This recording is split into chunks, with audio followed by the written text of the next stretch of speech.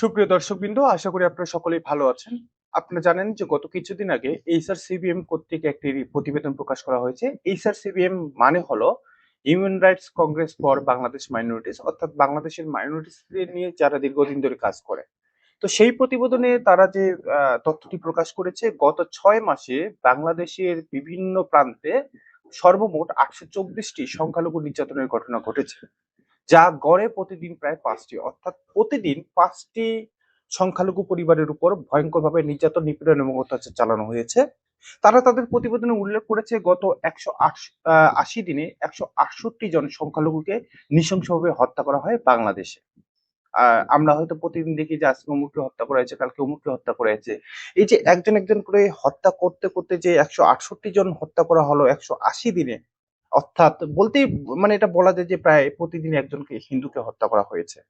এবং এর বাইরে 223 জন সংখ্যালঘুকে অপহরণ করা হয়েছে লাভ জিহাদের ফাঁদে ফেলে, বা মানে কি বলে যে অর্থ লোভ বা ওই যে চাঁদা দাবি করে, এভাবে সর্বমোট 223 জন সংখ্যালঘুকে অপহরণ করা হয়। সেক্সুয়াল ভায়োলেন্স অর্থাৎ রেপ, তারপরে হচ্ছে শারীরিকভাবে হেনস্থা, গণধর্ষণ, এরকম প্রায় 41টি ঘটনা ঘটেছে যেখানে সরাসরি সংখ্যালঘুরা ভিকটিম ছিল।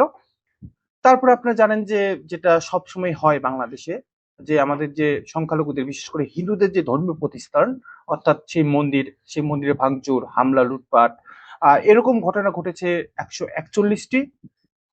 আরেকটা ভয়ঙ্কর তথ্য হলো যে আপনারা জানেন যে দেশের বিভিন্ন প্রান্তের সংখ্যালঘুদের ভূমিগুলোকে অবৈধভাবে দখল করতেছে ভূমিদস্যুরা, এবং সেরকম এই যে ভূমি লুট মানে ভূমি দখল, তারপরে হচ্ছে বিভিন্ন জায়গায় অগ্নিসংযোগ, লুটপাট, এরকম ঘটনা ঘটেছে 234টি।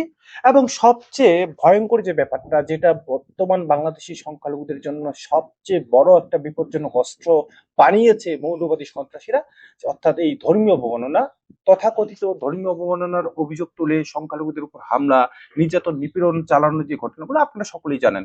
তো এই 6 মাসে এরকম ঘটনা ঘটেছে 17টি, অর্থাৎ সর্বমোট যদি আমরা বলি গত 180 দিনে সারা দেশে সংখ্যালঘু নির্যাতনের ঘটনা ঘটেছে 824টি।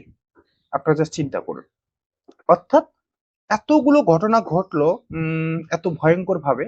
এরপরেও আপনাকে বলতে পারবেন যে আসলে বাংলাদেশের যে সরকার রয়েছে, বর্তমান যে সরকার রয়েছে, বা এই এই সরকার তো ফেব্রুয়ারিতে এসেছিল, তার পূর্বে যে অন্তর্বর্তীকালীন অর্থাৎ ডক্টর মোহাম্মদ ইউনূসের যে অন্তর্বর্তীকালীন সরকার ছিল, তার যে প্রশাসন ছিল, তারা কি এই সন্ত্রাসীদের বিরুদ্ধে, মানে এই যে যারা সংখ্যালঘুদের উপর হামলা করলো তাদের বিরুদ্ধে কি কোনো কঠোর পদক্ষেপ গ্রহণ করেছে? করে নাই। দেখুন, দীপু দাস হত্যাকাণ্ডের বিচার এখনো হয় নাই, খোকন দাস হত্যাকাণ্ডের বিচার এখনো হয় নাই, ব্রজেন্দ্র দাসকে হত্যা করা হয়েছে, শান্ত দাসকে জবাই করে হত্যা করা হয়েছে, এই হত্যাকাণ্ডগুলো মানে বিচার কিন্তু এখনো হয় নাই। এবং এই যেখানে 824টি ঘটনার কথা বলা হলো, অর্থাৎ এইচআরসিবিএম যে তাদের প্রতিবেদন প্রকাশ করেছে, এই 824টির ঘটনার মানে যে সংখ্যালঘুরা যারা ভিকটিম, তারা কিন্তু এখন পর্যন্ত ন্যায় বিচার পায়নি। প্রশ্ন হচ্ছে যে এই 824টি পরিবার তো দেশের নাগরিক, তারাও তো স্বাধীন বাংলাদেশের নাগরিক, তাহলে তাদের নিরাপত্তা, তাদের ন্যায় বিচার, তাদের যে অধিকার, সেই অধিকার নিশ্চিত করার দায়িত্ব আসলে কার? দেশের সরকারের, দেশের প্রশাসনের।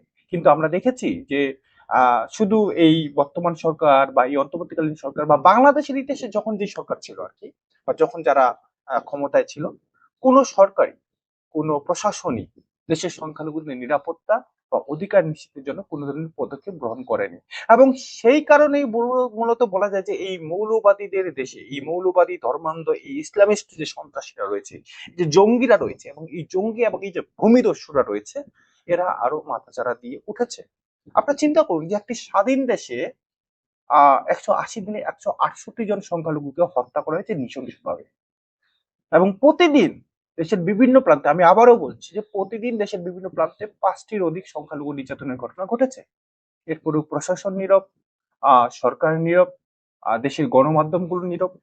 আহ আবার অন্যদিকে আমরা দেখি যে তারা সবসময় বলে কি বলে যে সবার আগে বাংলাদেশ, এবং তারা নাকি অসাম্প্রদায়িক চেতনার কি বাংলাদেশ করতে চায়।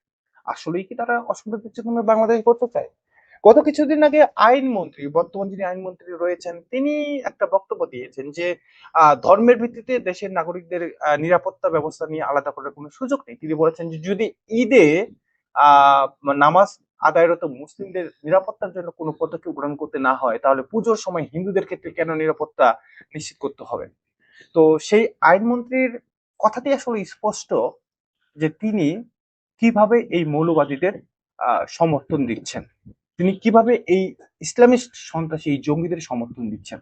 কারণ একজন আইনমন্ত্রী হিসেবে উনি অবশ্যই জানে বাংলাদেশের ইতিহাস, বাংলাদেশের স্বাধীনতার পর থেকে এখন পর্যন্ত আমার মনে হয় না যে এমন কোনো ঘটনা আছে যেখানে নামাজরত মুসলিমদের উপর হামলা চালানো হয়েছে, কোনো ঈদের জমায়েতে হামলা চালানো হয়েছে, এরকম কোনো ঘটনা ঘটেনি।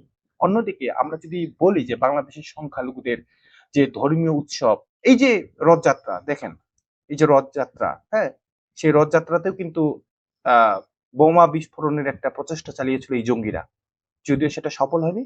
তারপরে আপনি দেখেন যে সেই রক্তাক্ত স্মারক, এবং প্রতিটা পুজোতে দেশের বিভিন্ন প্রান্তে মন্দির প্রতিমা ভাঙচুর করা হয়। দেশের বিভিন্ন প্রান্তে সংখ্যালঘুদের যে ধর্মীয় স্বাধীনতা, সেই ধর্মীয় স্বাধীনতার উপর হস্তক্ষেপ পালন করা হয়, বিভিন্ন ধর্মীয় কার্যক্রম পরিচালনা করতে বাধা প্রদান করা হয়, এবং নানা রকম আসলে ম্যাটিকুলাস ডিজাইন এই মৌলবাদী সন্ত্রাসীরা তৈরি করে রেখেছে। তারপরেও একজন আইনমন্ত্রী হিসেবে ওনার এই বক্তব্য কতটা আসলে গ্রহণযোগ্য? এটা আসলে কোনোভাবেই দেশের সংখ্যালঘুরা মেনে নিতে পারে না। একটি স্বাধীন দেশের নাগরিক হওয়ার পরেও ১৮০ দিনে ৮২৪টি সংখ্যালঘু নির্যাতনের ঘটনা, এরপরেও দেশের যে মানবাধিকার সংগঠনগুলো রয়েছে তারা নীরব। আন্তর্জাতিকভাবে যে মানবাধিকার সংগঠনগুলো রয়েছে আমরা দেখি না যে তারা আহ, বাংলাদেশের সংখ্যালঘুদের নিয়ে কোনো রকম মানে মানে বক্তব্য বা কোনো রকমের পদক্ষেপ তারা গ্রহণ করছে। অন্যদিকে আমরা দেখছি যে দেশের সংখ্যালঘুদেরকে বলা যায় যে এক প্রকার তাদেরকে গৃহবন্দী করে রাখা হয়েছে, অর্থাৎ তাদেরকে এমন ভাবে বন্দী করা হয়েছে যে তারা ভয়ে কথা পর্যন্ত বলতে পারে না। সব মিলিয়ে যদি বলি, এইচআর সিপিএম এর এই প্রতিবেদনটি বাংলাদেশের সংখ্যালঘু নির্যাতনের বর্তমানকার বাস্তব এবং সত্য একটি উপস্থাপন এবং প্রতিবেদন। দেশের সংখ্যালঘুরা মনে করে যে শুধু এই ৮২৪টি ঘটনা নয়, বরং এই ঘটনার সংখ্যাটা আরো অনেক বেশি। কারণ অধিকাংশ সময় দেশের সংখ্যালঘুরা যারা এই নির্যাতন নিপীড়নের শিকার হয় তারা আসলে ভয়ে কথা বলে না বা বিচার চায় না। কারণ তারা জানে যে তারা যতই কথা বলুক, প্রতিবাদ করুক, বা তারা যদি কখনো বিচার চাওয়ার জন্য কোনো পদক্ষেপ গ্রহণ করে, এতে করে তাদের আরো বিপদ বাড়বে। তো সেই জায়গাগুলো থেকে অনেক ঘটনাই প্রকাশিত হয় না। তারপরও এই ৮২৪টি ঘটনা মাত্র ১৮০ দিনে সংঘটিত হওয়ার যে ব্যাপারটা, এটা আসলে কোনো সভ্য সমাজ বা কোনো স্বাধীন দেশের হতে পারে না। কোনো স্বাধীন দেশের এটা বৈশিষ্ট্য হতে পারে না।